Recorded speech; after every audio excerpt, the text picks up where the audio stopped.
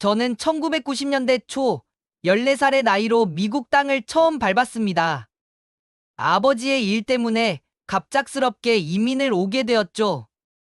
영어라곤 hello와 thank you 정도만 아는 수준이었어요. 그런 제가 미국 중학교 첫날을 맞이했을 때의 심정 상상이 되시나요? 교실 문을 열고 들어서는 순간 30개의 눈동자가 일제히 저를 향했습니다. 심장이 쿵쾅거렸죠. 선생님이 뭐라고 소개를 하시는데 하나도 알아들을 수 없었어요.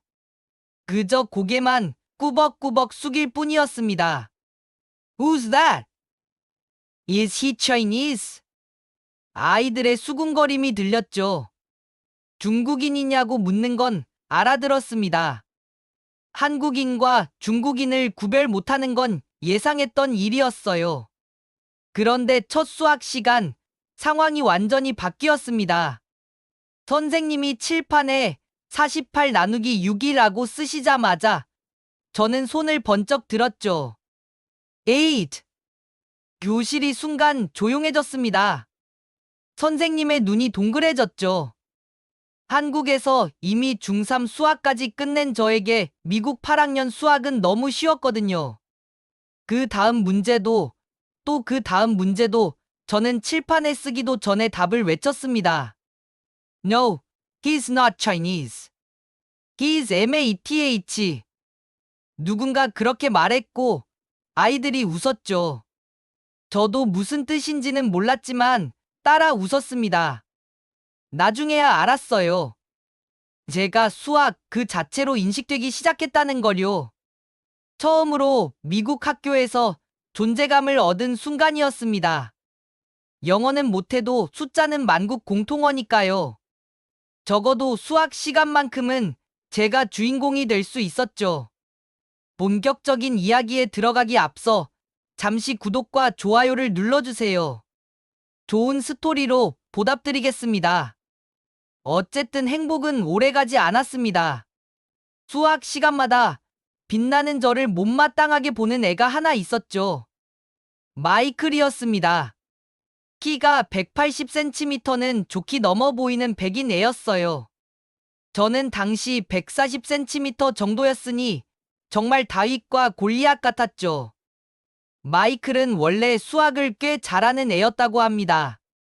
제가 오기 전까지는 말이죠. 이제 수학 시간마다 선생님이 아예 대놓고 저를 먼저 지목하셨어요. 마이클의 표정이 일그러지는 게 보였습니다. 점심시간이 특히 고통스러웠죠. 카페테리아에서 밥을 먹고 있으면 마이클과 친구들이 지나가며 수군거렸습니다. Hey, calculator boy. 무슨 뜻인지 정확히는 몰랐지만 비웃는 거란 건 알 수 있었어요. 표정과 몸짓은 만국 공통어니까요. 저는 그저 모른 척하고 밥을 먹었습니다. 대응할 영어 실력이 없었거든요. 그러던 어느 날이었습니다. 수학 시간에 제가 또 문제를 마치자 마이클이 갑자기 일어나더니 제게 소리쳤죠. Shut your mouth. 선생님이 마이클을 제지했지만 이미 교실 분위기는 싸늘해졌습니다. 저는 무슨 뜻인지 몰라서 그저 멍하니 앉아 있었죠. 하지만 마이클의 불그락푸르락한 얼굴과 떨리는 주먹을 보니 좋은 말은 아니라는 걸 알 수 있었습니다. 그날 밤과 후 저는 무거운 발걸음으로 집에 돌아왔죠.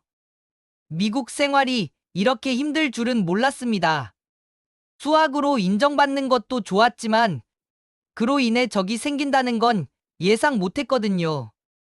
특히 덩치 차이가 40cm나 나는 적이 말이죠. 그날 밤 저는 책상 앞에 앉아 영어 사전을 펼쳤습니다.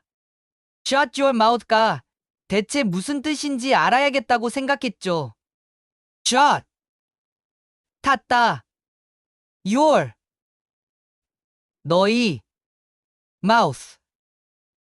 입. 아, 입 닥치라는 뜻이었구나. 순간 얼굴이 화끈거렸습니다.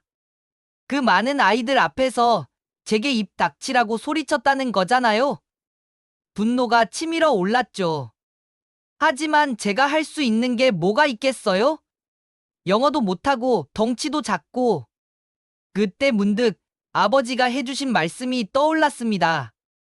아들아, 미국에서는 자기 의견을 분명히 말해야 한단다.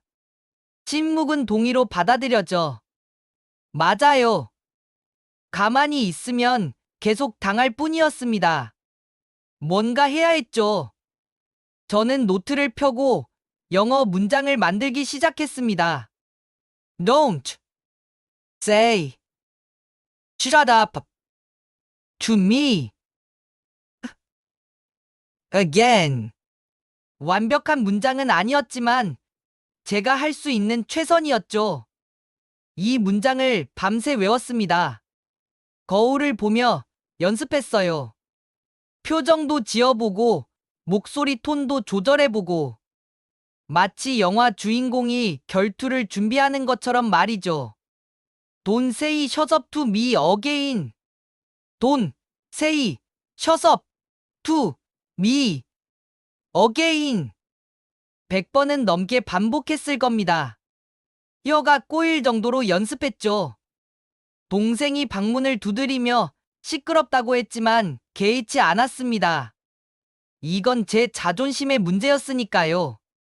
새벽 3시가 되어서야 잠자리에 들었습니다. 내일이면 마이클과 맞서야 한다는 생각에 잠이 잘 오지 않았죠. 140cm의 제가 180cm의 마이클에게 맞선다. 무모한 일이었습니다. 하지만 뭔가는 해야만 했어요. 다음 날 아침, 저는 교실 창가 쪽으로 걸어갔습니다. 마이클이 항상 창가 자리에 일찍 와서 앉아 있다는 걸 알고 있었거든요. 예상대로 마이클은 창가에 앉아 농구공을 만지작거리고 있었죠. 심장이 미친 듯이 뛰었습니다. 다리가 후들거렸죠. 하지만 이미 시작한 일, 끝을 봐야 했습니다. 저는 심호흡을 크게 한 번 하고 마이클에게 걸어갔어요. 한 걸음, 두 걸음. 교실이 이렇게 넓었나 싶을 정도로 길게 느껴졌습니다. 몇몇 아이들이 저를 쳐다보기 시작했죠. 뭔가 일이 일어날 것 같은 분위기를 감지한 겁니다. 드디어 마이클 앞에 섰습니다. 마이클이 고개를 들어 저를 봤죠. 순간 제가 얼마나 작은지 새삼 실감났어요. 앉아있는 마이클과 제 키가 거의 비슷했으니까요. Don't say shut up to me again. 떨리는 목소리로 겨우 말을 뱉었습니다. 그리고 용기를 내어 마이클의 팔을 툭 쳤죠. 정말 살짝이었어요. 모기가 앉았다 간 정도였을 겁니다. 교실이 순간 조용해졌습니다.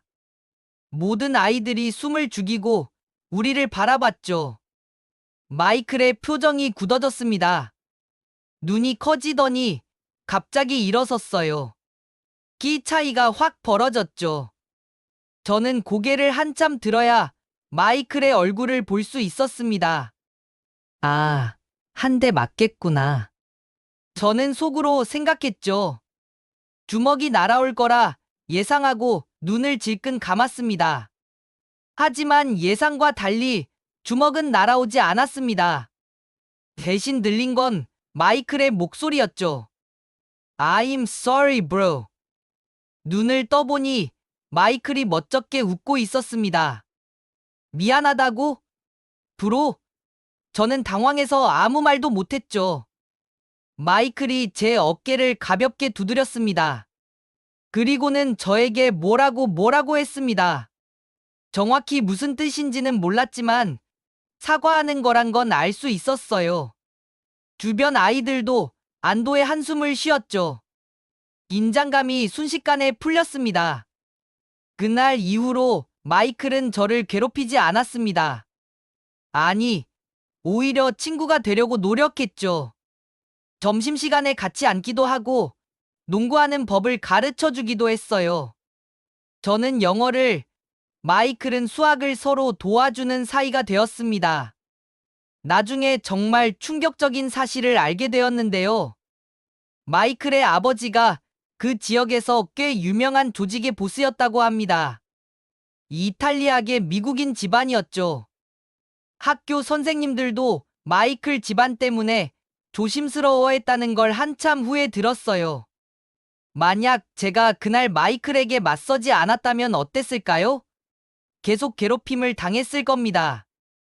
하지만 140cm의 동양인 꼬마가 180cm의 자신에게 떨면서도 맞선 모습이 마이클에게는 인상 깊었나 봅니다. 마이클이 나중에 그렇게 말했죠. 제가 배짱이 있다고요. 그 일이 있고 나서 저는 학교에서 일종의 전설이 되었어요. 그 작은 한국 애가 마이클한테 맞섰다며? 이런 소문이 돌았죠. 사실 제가 한 건 팔 한 번 살짝 친 게 전부였지만요. 지금 생각해보면 정말 무모했습니다. 상대가 마피아 보스의 아들인 줄도 모르고 덤빈 거니까요. 하지만 그때의 용기 덕분에 미국 생활의 첫 고비를 넘길 수 있었죠. 영어는 서툴러도 키는 작아도 용기 하나면 충분했습니다. 물론 상대가 마피아 아들인 줄 알았다면 그냥 수학만 열심히 했을 겁니다. 가끔 무지가 용기가 되는 순간이 있는 것 같아요. 그게 제 미국 학교 레전드 데뷔전이었습니다.